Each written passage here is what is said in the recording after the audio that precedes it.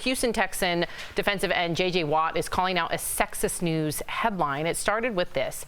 ABC Houston tweeted out, Houston Dash trade J.J. Watt's fiancee to Chicago. Houston Dash is the name of the women's professional soccer team. They failed to mention she is a well-known soccer player, and they were talking about her trade. So J.J. wasn't having that. Responded with, this headline is trash. Kealia Ohai, which is her name, by the way, since you didn't even mention or bother to mention it, is incredibly entirely on her own merit and deserves to be treated as such. They have since apologized, but in their apology, they called her the fiance again.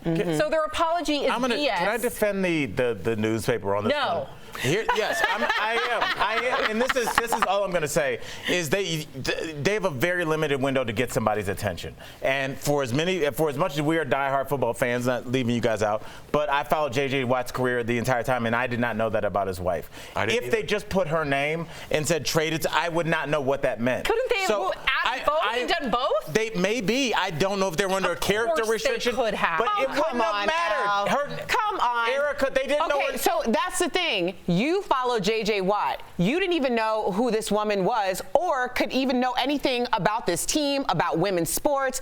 This is for a certain demographic. Let the demographic, let the stars shine. It's completely ridiculous. That's the reason why so many people struggle to be in these. Everyone talks about power couples, power relationships. You know what that means? That means two people who are coming to the table on their own merit, and now everybody else gets to judge where the hierarchy is, who's more important, who's paying the bills, who has the bigger name. If you're coming together to be a partnership, then you're equal. You're equal in each other's eyes, and it should just be equality all around. He's absolutely right, and I'm glad he said something about it. The headline was trash. George Clooney used to do that with Amal. Amal was a human rights lawyer, huge international lawyer. But who knows her name? Who's got the bigger name in terms of if their job is just to get eyeballs? That's it. It's just. It's just. It's not. Look, I'm a sports writer, and your best thing is to use a TMZ headline. They could have done better. You're a sports writer, and you resort to a TMZ headline. I think everybody. Is this TMZ sports? I think everybody resorts to clickbait headlines on everything. Well, then you're not a real sports writer. If you I would can't say tell you the could say story that about and get eyeballs on it. any way that anytime you want to get eyeballs on a story, you go,